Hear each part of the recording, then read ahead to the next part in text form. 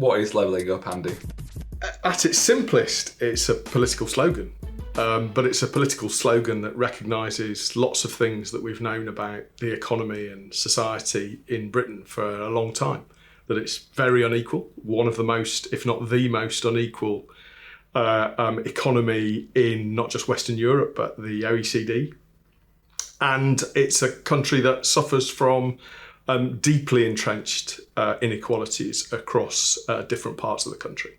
And so at one level, levelling up is a recognition that that exists and that's a problem and that needs to be tackled.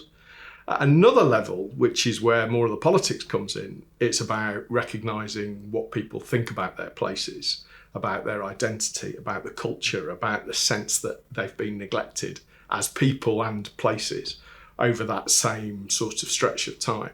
And so in many ways, I think for us and for the government, levelling up is a kind of coming together of the economics and the politics of inequality, if you like. Yeah, I would agree with that. I think some of the work we've been doing in the Productivity Institute in the Northwest has examined the regional spatial differentials in the UK and looked at the long-term differences in productivity performance. Now, productivity is only one measure of any number, but is a good indicator of broad-based prosperity. And what you see is these regional regional differences have existed for hundreds of years in the UK and have only really closed in the 2 or 3 decades after World War II on the back of significant national government investment and focus. I think the challenge that the levelling up agenda faces is how are we going to shift some of those big divides in productivity and prosperity in the long term, but also how we're going to do that in a way that keeps people on board so that they can see the real improvements in their lives over the next 3 to 4 years. Yeah, I think that's one of many tensions in this agenda. Is it's going to take some long-term heavy lifting on things like skills and education and infrastructure to make a change in those long-term issues that, as you say, we've seen around for kind of decades. And the politicians can't wait for some of that. They can agree and say that we need to improve our human capital, we need to improve our innovation, our R&D, but a lot of those things take a lot of time, as we know. So a lot of the political tension comes down to, as many things do in policy, comes down to what can you deliver in this parliament? What can you deliver before the next general election? Or if you're the mayor, what can you deliver before the next mayoral election? And I think it's that of course is a tension. But then so is a tension about the inequalities within places and within regions. And do you start to invest in short-term things in places where kind of people feel this inequality most acutely? Or do you really take that big regional kind of inequality picture? Do you tackle things at the level of the Northwest versus the Southwest, or the Northeast versus kind of the South?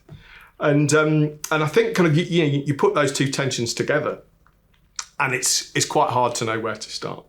So for us, as we've worked on for many years, the big gap compared to other cities like Manchester in Europe and their capital cities is that there's a huge gap in wealth, in productivity and in economic performance.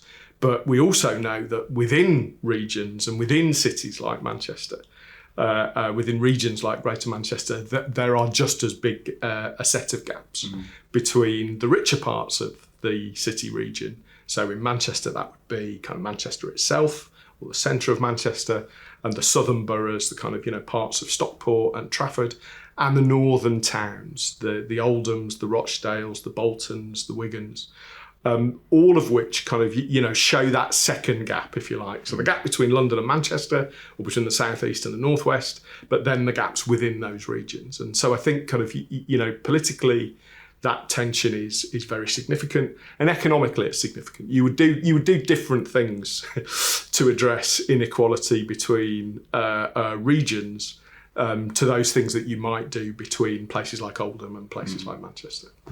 Yeah, no, that's really interesting. I think from previous work, looking at Greater Manchester's divides and the levelling up challenge within the city region, those tensions really come to the fore, because there's relatively small pockets of prosperity in Manchester still, despite its strong growth.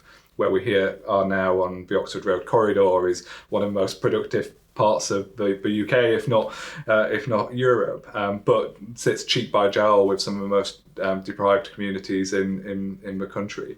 As you say, then the further you get away from the city centre in Greater Manchester, the more deprivation you see and the greater economic challenges. So balancing those two things, ensuring that we continue to invest and support those real drivers of productivity in the centre, but making sure that prosperity spreads out to the rest of the region is a real challenge. And I think for Greater Manchester, it also has its bigger northern responsibility, in that I think there's a lot of evidence that shows across the rest of Europe, big second-tier cities are the driver of productivity and prosperity that lift up their regions. We don't have that in England.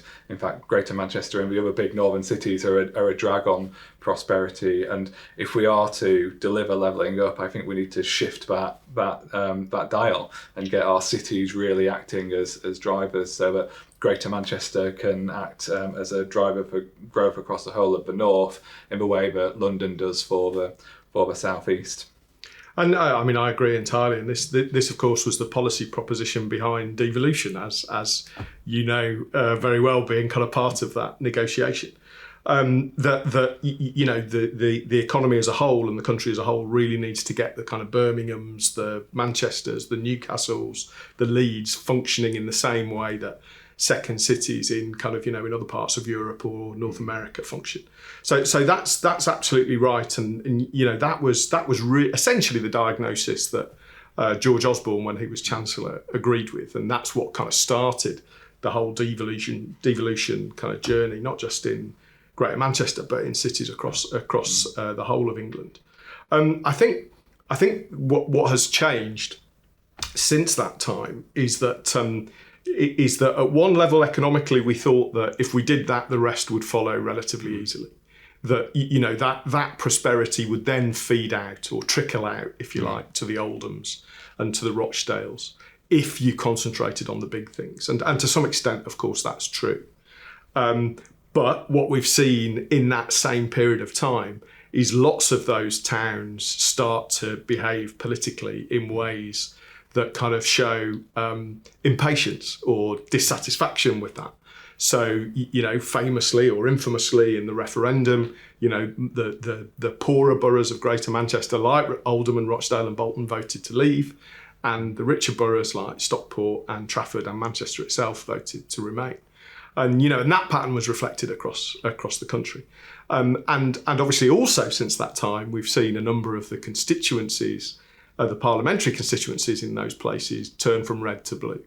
And that has happened in swathes of Northern and Midland areas. And that essentially is what puts together this government, Boris Johnson's government, its 80-seat majority. So the economics of that time are being affected differently in the last few years by the politics, which kind of makes levelling up not just a long-term challenge around how you improve the performance of cities, but also a real political tension, which is you've got to improve really consciously and deliberately the way people feel about the places that they live in just outside of those cities. So for us, that's the Oldhams and the Rochdales. But it's equally true of places a little bit more remote than that, say on the coast, places like Blackpool, or on the East Coast, the kind of Great Yarmouths or the Grimsbys, or kind of, those sorts of towns too. So I think a lot of the economics might not have changed, but the politics has. And I think, again, levelling up is always about how do those two things interrelate. And kind of, that's both in the sort of short versus long term, but also, who reaps the political benefit and who do you listen to about which project should be a priority in order to kind of address those kind of levels of disaffection or disconnection or the hardcore economic challenges that you've described and that the original devolution deals sought to address. I think the politics of this are really interesting, and there's usually a big focus on the Westminster politics, how this plays out in the Red Wall, and obviously that is really important. But I think one interesting thing about the Levelling Up slogan is how quickly it spread across the country into the devolved administrations, into the mayoral combined authorities. It's been picked up even by Sadiq Khan in London, and all those local politicians. I think because levelling up is not that well defined yet, have taken their own definition of it and said, well, yes, this is what it means for Scotland, for Wales, for Greater Manchester, for London, and put their own spin on it and made their case for why they need additional investment to deliver against their priorities. So I think that's swelled up a huge amount of interest in this agenda and anticipation of the white paper, and government is going to have to make some pretty tricky trade-offs as it develops that its plan for how it's going to deliver on levelling up, both in terms of how it defines it, how it sets that policy agenda, and then also how it works with these devolved local authorities and administrations in making it happen and making it real in a place. Yeah, I think the kind of growing pains of moving from a slogan to a plan are really tough, and that's why in many ways, like you say, kind of people have defined levelling up. It's become everything that everybody wants it to be. And of course that's not to say that even though places like London and the South East are richer and more productive, huge inequality still exists in London and the South East. It's more productive, but that wealth hasn't been shared. Public services have declined, perhaps in similar ways that we might recognise in northern and kind of Midland cities. But I think kind of we're at a point, and I think we often forget that we've had a huge pandemic which has kind of diverted our attention and our thinking. But this is essentially still a new government. And an inexperienced government, and so it's used to campaigning and creating slogans. It is less used to delivering and designing strategies and plans. Now that's partly about the nature of the characters who are in our cabinet. They are campaigners rather than people who are experienced in government, and we're still in that kind of growing pain of the particular of the government as it currently finds itself, but essentially that issue is about shifting from a kind of campaigning slogan to a real plan and strategy. And like you say, when you do that, you have to make choices, and you have to kind of you have to define things, you have to set yourself targets, and people scrutinise those and judge them accordingly. But they're going to have to do it. And actually, with the Levelling Up white paper and the spending review this autumn, they've got to do both, and they've got to do it pretty quickly. Yeah, I totally agree. And I mean, we've got some experience in the recent past of that tension from going from a slogan to a policy delivery through the Northern Powerhouse initiative, which was criticised at the start for being just a slogan.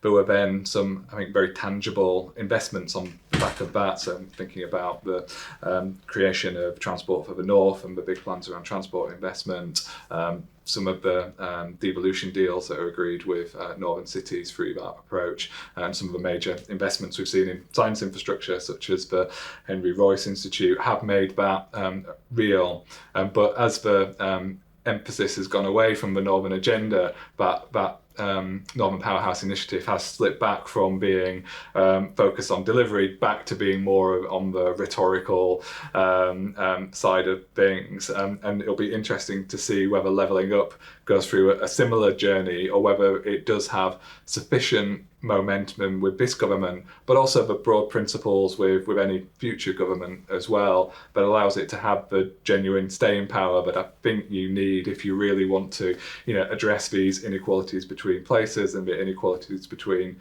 different people.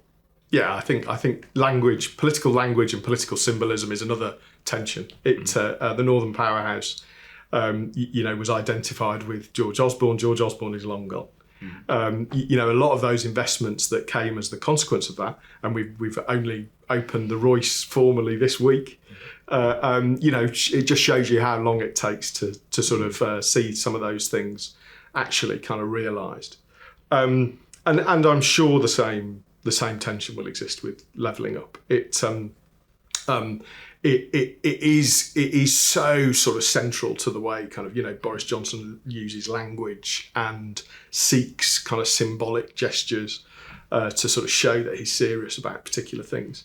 And the odds are that language will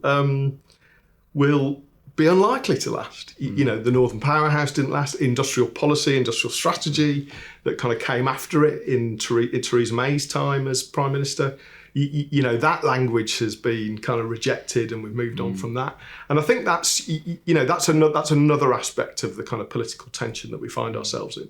That even with governments of the same colour, they can't stick to kind of a long-term plan or a long-term narrative, a long-term kind of use of words that would allow kind of businesses, foreign investors, people running cities or services within cities to kind of adopt a longer term strategy, which, as you've said, is something that if we're really going to address those regional inequalities, we need. I think in my more optimistic moments, I think there has been a genuine shift in thinking and understanding at a political and at a official level about an understanding of the importance of place and a recognition that the UK can't just rely on one city to drive its growth, to generate its tax revenues, to create opportunity for its people, that both politically and economically there does need to be a push in ensuring that more parts of the country are able to generate that shared prosperity, to create the good jobs, opportunities, to keep voters happy, but also to generate the growth and tax income that's going to keep the country's finances buoyant. Yeah, I think I share some of those moments of optimism sometimes. But it is interesting to watch how the politicians kind of internalise these challenges. And of course, if you've won 100 odd seats across northern and Midland places, they matter to you. You're having conversations with the new MPs. They're telling you about challenges in those places, just as the MPs from your more traditional base are telling you things. So, it is just as interesting, I think, for us when we think about levelling up, that you might have someone from the so-called blue wall saying, my constituency here in the northeast or in the northwest needs X, Y, and Z. This is how they think about, the economy, about jobs, about schools, about the environment, whatever. But then so too, you get some pressure from the south and the southeast, as we've seen in recent by-elections, including Chesham and Amersham, where they say, well, look, actually, we don't want the consequences of that unbalanced growth either. We don't want to pave over the green belt. We don't want to kind of, have a planning regime that basically kind of keeps this inequality baked into the way our national economy functions. So in a sense, what's really interesting is that you're getting political pressure from both ends, and both are showing dissatisfaction with that inequality. And I think kind of that's something that I think does lead to a bit of optimism, because ultimately you have to do something about it, otherwise you dissatisfy both of those groups of people. And that's not a great electoral strategy when the next general election or the one after that comes along. So we've got an unequal country economically, with all of those political and economic tensions. We've got an unequal city region that even in the richer parts are underperforming. Where does that leave the University of Manchester? What's its job in relation to all of those different inequalities we've described? I think the University of Manchester has got a massive role to play on the levelling up agenda locally, regionally and on a national level. If you think about the university, it's a £1 billion organisation. That's its turnover every year. That's more than the turnover of Manchester City and Manchester United, great institutions as they are combined. So we are a major structural player in the economy of the north of England. If you think about our activities as well, they all contribute to stronger regional economic performance and opportunity for people in the north. Our students, we're a major source of opportunity for people to come and study here, but also a major source of graduate talent into the workforce, and we help firms address the skills needs, which we know are one of the big barriers around shared prosperity. If you think about our research, we are undertaking groundbreaking research across a huge range of areas in engineering, health, humanities, all of which has an important role to play in supporting the levelling up agenda. So just to give a few examples of that, you can think about the work we're doing in advanced materials with fundamental breakthroughs in new 2D materials, which we're now commercialising through the Graphene Engineering and Innovation Centre, which are creating new industries, new opportunities in highly productive firms. Around health innovation, we've just launched the Pankhurst Institute, which is bringing together our strengths in materials and digital health to create new products, but also to improve the health of the local population. And then we're both, on the humanities side, we're both involved in the Productivity Institute, which, as a core theme running through it, is looking at these issues of levelling up, of poor productivity, performance and inequalities at a deep level, and understanding what government's doing right and what it could do better. So I think there's a range of areas there where we are really contributing. I think the levelling up agenda for us, though, does mean that we need to think about the geographical spread of our impact as well. Obviously, as an organisation, our main footprint is heavily located on the Oxford Road corridor, but we do reach out to the rest of the region. I think one of the really interesting initiatives that we are currently involved in is a new initiative based in Rochdale called the Advanced Machinery and Productivity Institute. And what that is it's a new initiative that's come together, led by a group of employers in Rochdale, focused on R&D, helping them understand opportunities to bring in new robotics into their firms, to adopt new advanced materials into their processes. But that is located out in Rochdale, in one of the most deprived parts of the north of England, but working with firms to support their productivity, to address their skills challenges, and to attract more firms to the area. And I think that's a really good example of the kinds of things we can do as a university to reach out to the rest of the conurbation and to ensure that our impact spreads to a much broader set of areas across the north of England than we have done previously. Yeah, I mean, naturally, I agree with all of that. I think that some of the same tensions we've already discussed sort of, actually apply in our impact and our understanding of what we can do. I think in many ways, the easier, not the easiest, but the easier stuff for us to think about is how we can improve R&D, the impact of R&D, innovation in the Northwest, how we can produce more human capital that we hope will be kind of deployed locally and nationally, and kind of make a material impact as an institution to that productivity performance, which, as we've said, is pretty weak compared to similar cities in Europe and North America. I think the harder thing, and this is explained by a whole range of different factors, the harder thing is to work out what our relationship is to those places that are a little bit distant to us. So that AMPI initiative in Rochdale is a fantastic initiative. But more broadly, we sort of tend to look at Rochdale and Oldham and Bolton and kind of think, well, what can we do? What can we do? We can recruit people from there as students. But it's not quite our first instinct to kind of do that stuff, and it's not quite our first instinct to do the local applied R&D that AMPI represents.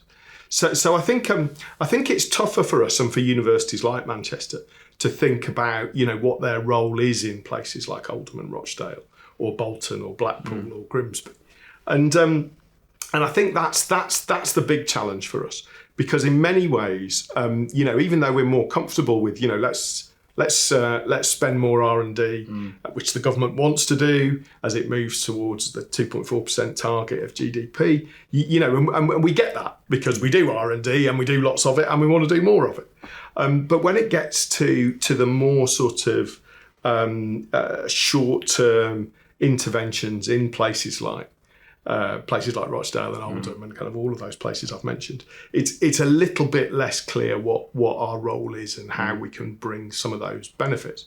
And I think there are also tensions for us between what we might do as an institution and what we might do as academics. Are academics interested in the local economy or the local labour market in places like Oldham, or are they more interested in the kind of national and international things? So there are tensions within our kind of organisation, if you like, as well as within sort of how we respond to political agendas. I think what's most interesting for us is, to some extent, nationally, those agendas are now connected.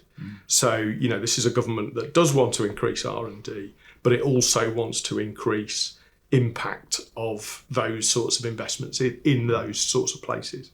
And so, it's up to us to stitch those things together.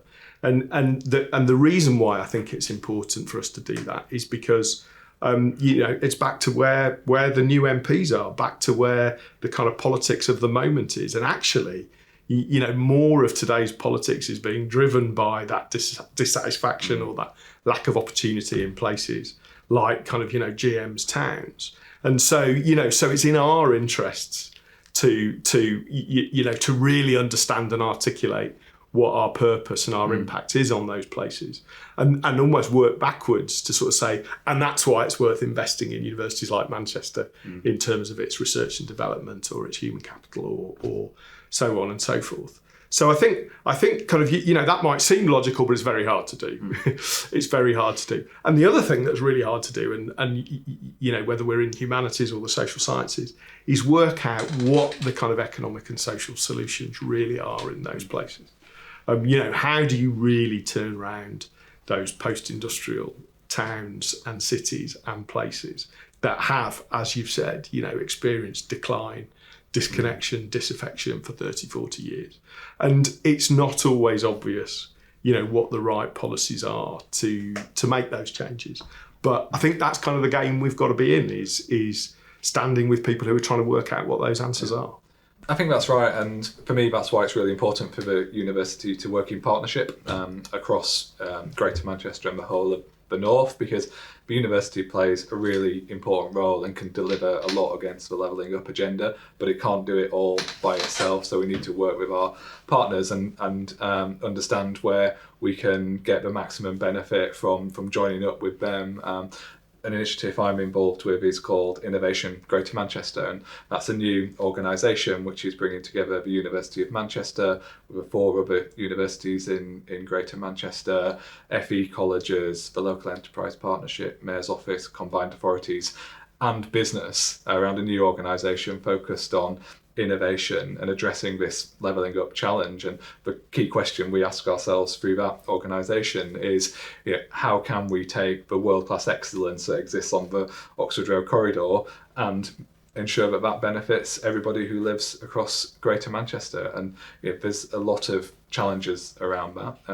I think the first challenge is making sure that we've still got that pipeline of world-class excellence coming through, because if we don't have that, we don't have anything to build on. There's then the well-known challenges around issues of commercialisation, gaps in finance, gaps in the capabilities of local firms to be able to adopt those, and working closely with local business support organisations to understand how we can get in with more firms across the whole of Greater Manchester, and to encourage firms who haven't previously thought about innovation or R&D or commercialisation, and getting them to come and work with us and understand that the university is an asset for them, and we are open for business and want to engage. We've talked already about the importance of the skills agenda, and that's absolutely critical. We have a big role to play in that, but so too do our further education colleges and the other universities, who are able to reach different people in different places. And I think our ambition has to be to play a part in a single Greater Manchester skills system. So it is possible here to go, right from an apprenticeship up to a PhD, or from basic skills to the boardroom, and giving people that opportunity and opening up the huge opportunities that we have as a university. I think one of the big initiatives that we're working on partners about, linked directly to our impact, is ID Manchester, which is our proposal to redevelop our former North campus into a new innovation district, and that is very much focused on strengthening the economy of the city, so that we are developing this 18-acre site into a new innovation district, which will have 2.5 million square feet of space for collaboration and innovation. It will have 2 hotels on it, 1,000 new houses, countless sort of new sort of food and drink establishments. So it will be a genuine new neighbourhood in the city, but linked to the university. So we'll be working with them around research, around R&D, around skills and talent, and commercialisation, to ensure that those firms who want to come and locate in Manchester and do R&D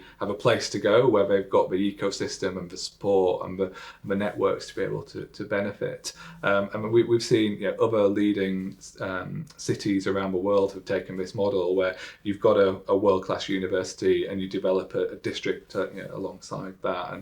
And somewhere like Kendall Square in Boston is the archetypal example of how that can work. But what we want to do is take that one step further. So it's not just about transforming the economy of the city centre of Manchester. It's about ensuring that spreads out to and then is linked to other parts of the conurbation. So we're working with partners in the local authorities to understand what their plans are for redeveloping their town centres, and understanding how we can connect in R&D element to that, so that we are helping them create good quality, highly productive jobs in parts of the conurbation where that hasn't previously happened before.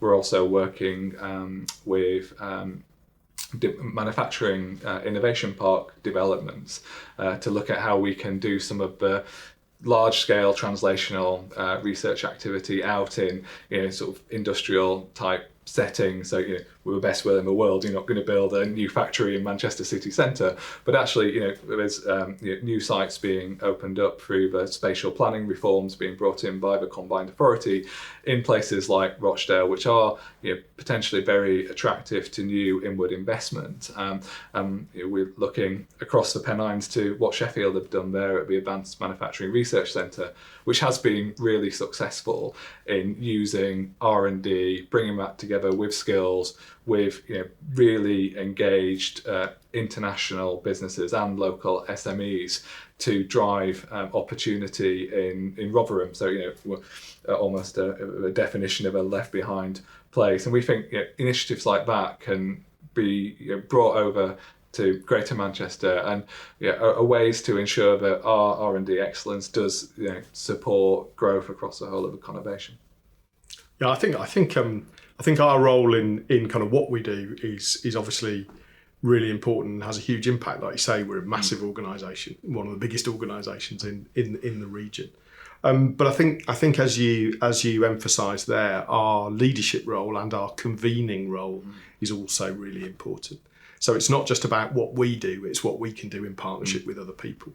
I too am involved in the work with the universities and the colleges, and I think that kind of relationship, that strategic relationship between higher education and further education, is clearly critical when you think about spreading the benefits of innovation and R&D and kind of economic growth in not just kind of the city, but kind of the towns and the region that surrounds it.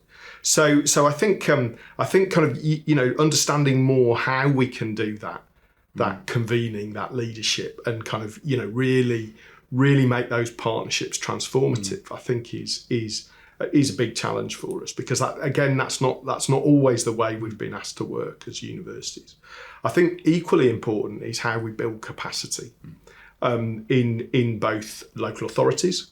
The combined authority working with the mayor, devolution is still very new. It's only a few years old. We're building capacity all the time for kind of how you do this stuff. And we're also building capacity in firms in how you apply the kind of R&D or build those innovation ecosystems. So I think kind of, a big part of our job is working in partnership across the public and private sector, but also building capacity in places to kind of use knowledge and to kind of grow things and to do things differently. And I think that takes time too, but it's a really critical part of our role. I think the other thing you touch on there when you talk about the kind of town centres beyond Manchester takes us back to that conversation about identity and culture. And I think kind of, again, it's important for us to build understanding in ourselves as well as kind of in others around us about how important that is to people. It's not just about kind of, how do you connect the economy or the labour market or jobs and skills to those new things that are happening, whether it's on the Oxford Road or nearby. It's also about understanding what our role is and how we build capacity and understanding in the things that matter to people in different places. So if it's the high street or the town centre, then, what's our role in that? What's our role in understanding what comes next as the high street transforms, which we know it is? What comes next in places where they've had strong industrial bases and they're moving to different labour markets, different local economies. Really kind of helping them think through and understand what those different opportunities might be, and how they get there. So I think there are lots of really big questions for us there. But in all of them, whether it's working in partnership or kind of building capacity, in all of them, our role is just as important. Whether it's building and leading the economy or kind of understanding what happens to Wigan's High Street or town centre. We've got a role to play in all of that. But kind of partnership will be how we do it best. Yeah, no, that reminds me of the work we've both been involved in on the Civic University Agreement, recently signed between the 5 universities of Greater Manchester and the Greater Manchester Combined Authority. And what that starts to do is provide a framework for that collaboration. And that Civic University Agreement started off through work that Lord Kerslake led nationally, and did a huge amount of work about what does it mean to be a civic university. And I think one of the most interesting points from that report is that he really focused in on the pride that people feel in their local university, and that for a university to be successful, it needs its local residents to look at it and recognise themselves in it and see it as part of their city and something that they are proud of and want to be associated with. And I think for us that is the challenge, is to make more people in Greater Manchester look to the University of Manchester and the other institutions and think, yes, I see myself in that. I understand how it can support me to improve my life, to get on. It's a great bit of the city. We did some polling before we developed our Civic University Agreement. So we spoke to 1,000 people across Greater Manchester, 100 in each district, and I think really reassuringly what we found is that the vast majority of people did have pride in the University of Manchester, but what we found is that level of pride weakens the further you get away from the centre. So strongest in Manchester, where we're very visible and very clearly people can see us and understand that. Weaker in places like Wigan and Oldham, where it is more geographically separate. So understanding those differences about how the university is viewed in different parts of Greater Manchester, let alone different parts of the UK, I think will be important in guiding how we approach the levelling up challenge. Yeah, I think the Civic University's work is incredibly important. One thing we're working on now that's come straight from that agenda is an economic review of Oldham, working with the local council and the local college. So, really trying to think through, well, what does the future mean for Oldham, and what challenges does it need to understand and negotiate in order to kind of, take something from this national political and economic agenda, and indeed the agenda that exists within Greater Manchester as well. So I think the civic university work that Bob Kerslake, as you say, led is incredibly important for us. I think the other reason why it's important, or one of the other reasons why it's important, is that it kind of reminds us of our own history. And the university, we like to describe ourselves as the country's first civic university in the kind of original modern city. We were created, or many of the kind of institutions that led to the creation of the university as we know it today were created in order to have that local impact and to understand the kind of that huge economic and social change that the Industrial Revolution was kind of, creating in Manchester, and that Manchester essentially exported to the world. So it takes us back to not just kind of, a way we'd like to work now, but the way we wanted to work when kind of we were created, and as we approach our sort of 200th anniversary, I think that's a suitable reminder. It's also worth remembering that kind of, we celebrate 1824 as the moment when kind of, the modern University of Manchester sort of began, or the journey towards it started. That was the founding of the Mechanics Institute in Manchester. And many of those other institutions we're now working in partnership with, from Manchester Metropolitan University to FE colleges sort of dotted around the 10 boroughs. Many of them trace their beginnings back to that same institution and to that same point.